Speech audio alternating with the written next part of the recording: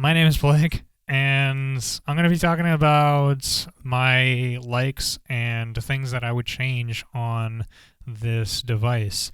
So, I have a lot more things that I like about this than I would change about it, but let's get right into it. So, the first thing that I really like about this device is the screen. So, the screen can be seen in almost any lighting conditions. Like, I have this really bright flashlight here, and you can still read that very, very easily. Next thing I really like is the effects that are on here. There's so many effects, and all of the effects I really like, except for two I couldn't care less about. But for the most part, it's so cool to be able to kind of play around with those and experiment and make all kinds of creative music with the effects that we have. I love how much freedom that this device gives you. It doesn't box you into being able to make very specific things. You can give yourself a box to be in, for example, like loop syncing and tempo syncing, but you have the option to turn that crap off. Even the stuff that I don't really necessarily use, like tempo sync being off, I still it's very, very helpful to be able to have that kind of freedom. Next thing that I really like is the size and layout of this device. So if you think about it, they could have designed this thing however the heck they wanted to. They can use the same amount of surface area and volume that this thing contains and make it however they wanted. They could have made all 5 tracks on this half and all of the knobs and stuff on this half. The way they designed this, amazing. I love where the buttons are. I love that all the tracks are down here, easily accessible. The 2 knobs indicating the track effects and the input effects on either side. It just feels symmetrical. The design of this is so well thought out. It's so well done. The space between all of these is awesome because you're not accidentally fat fingering 2 buttons at once when you're quickly trying to navigate and move around and try and do complicated tracks. It's just really, really well designed. And I like this nice empty space here that I can just put a little tiny ibuki rocking out or with a microphone. That's awesome. Even things that you don't even notice. Up here, they had all of these labels. They didn't need to label these. They didn't have to put the labels here, but they did. So then you can see, oh, that's my phones. Oh, this is my USBs around here. My power button must be right here. Oh, it's so nice. The only thing I would do design-wise differently is I would put an input level knob on the MK2 and maybe even little time tick marks. Speaking of these little knobs and faders, how smooth they are. Oh my God, when I first got my loop station, and I felt this, how smooth the knobs turn. Oh, it feels so nice. It's so nice with how easily these turn and how easily these slide. I love it so much. And there's no momentum involved either, so I can just flick it and just put it at the number that I need it to. Oh, that's fantastic. And it's also very, very responsive. How responsive this thing is, I can put it at a specific point and it will go to that specific point every single time. I will push a button and it works. That we take these kinds of things for granted when something doesn't work. We're like, oh my God, this thing isn't working, and we get upset. But when things do work, designers aren't recognized for good design, and that makes me really sad. But these buttons, they work so well. You can push them almost anywhere, on the side, and it works. It doesn't matter where you push it. I have my computer keyboard, the enter and shift buttons, you have to push it right in the center for it to actually click. If you push it on one of the sides, it bends the whole button off kilter and it doesn't push the button in. But this it's so responsive. And with how much abuse this thing takes, and it still works, that is incredible. For as sensitive a piece of equipment as this thing is, it should be broken by now. Slamming these buttons because I'm getting so into the song that I'm doing. Especially when I was first starting out, I'm a lot more gentle with this now, but still Oh my gosh. And it's just, it's such a sweetheart. I love it. Speaking of taking abuse, another thing that's really important is the aftercare. And you can clean this thing so easily. You don't have to take the whole thing apart. There's not a lot of like gaps that crud can stick into. You have like the fader part, but even that has some like mohair or something in there that can prevent crap from getting stuck really in the device. There's not a lot of corners. You don't ever have to take the buttons off, for example, to clean this thing. Like, I just kind of take that time to meditate and clean it, and it's all done. Which, by the way, if you want to learn how to clean your loop station, I actually have a tutorial on how to clean your loop station. Check that out if you want to learn the proper way to take care of this thing. Software-wise, this thing is actually pretty dope. So the back end is actually really easy to navigate. You don't have to be a coder to insert a .wav file. If I want to take off a piece of like music that I have recorded on this, it's super easy to do.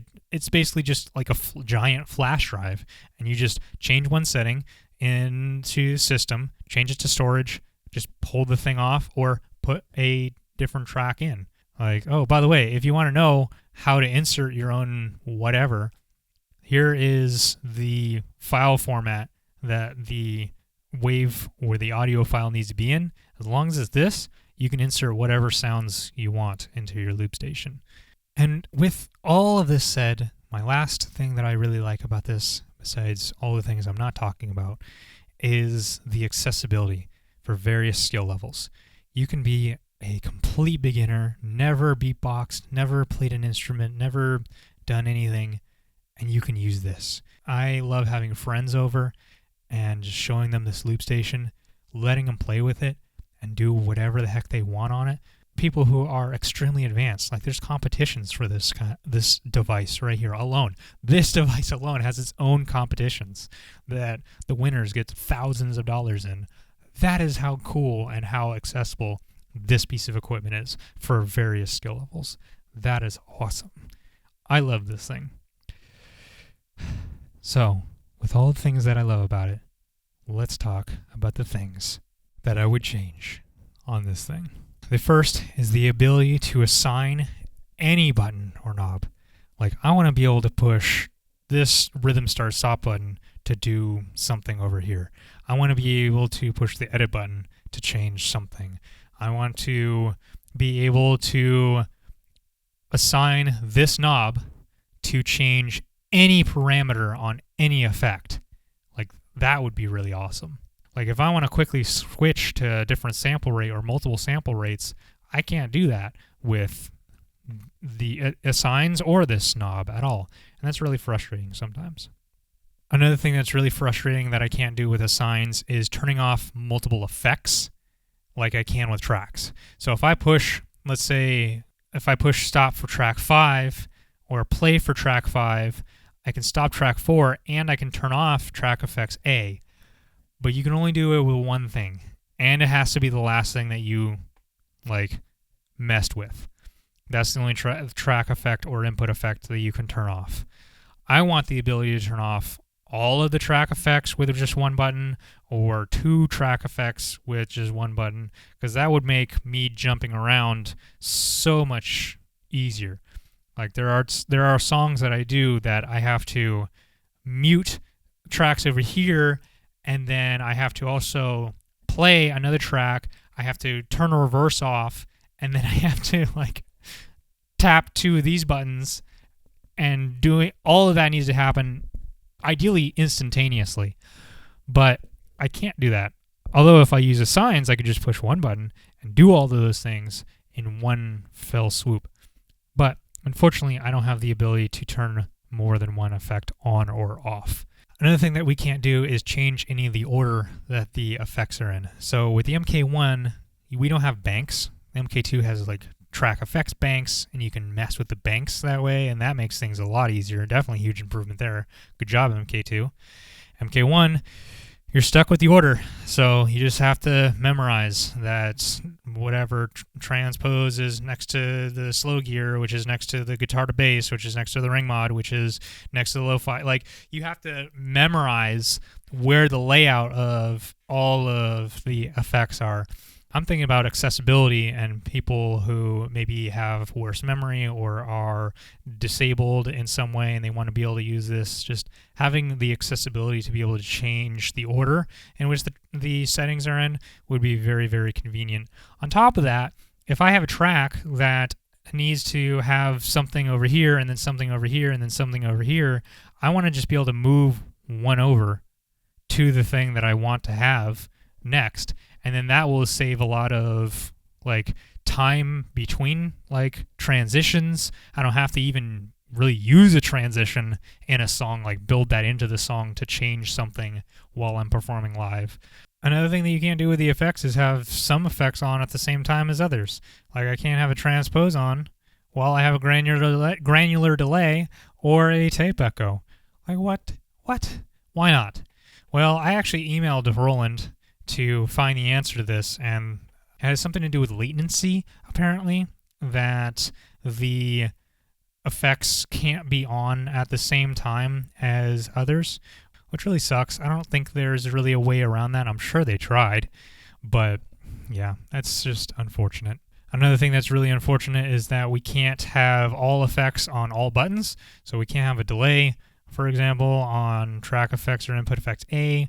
We can't have the granular delay on B. We can't have a transpose on all three. Like, we can't put all effects on any one of these, which sometimes makes sense. Like, if you have a transpose of -3 and then another transpose of +3, does that mean you get a transpose of 0 and nothing happens? Or do they add each other? That coding that would probably be a nightmare. To be able to, like, how do you interact with multiple of the same, like, filters? Like, if you put one effect on top of another effect, like, how do those interact with each other? And trying to figure out every single combination of each interaction would be such a pain. But I really wish I could I want to transpose on B, damn it. Just let me have a transpose on B. There's more than one thing. Or at the very least, make it so then it's a parentheses, so you can't have two transposes on at the same time. I don't know. That might actually make things more annoying because that's more settings you have to scroll past. But then if you could just reorganize the settings, the track settings, then the effects you wouldn't have to worry about. Anyways. All right, I'm getting heated now. So the next thing that I really would change would be easier access to the memory card. If you want access to the memory card, you only can go through storage and using this thing like it's a massive USB port. But what if you want to add memory? Well, you can't do that. I mean, you technically can, but you have to, I think, remove the glue that sticks it in place, and you have to take the whole loop station apart. It also voids your warranty. It's a process to be able to remove your memory card.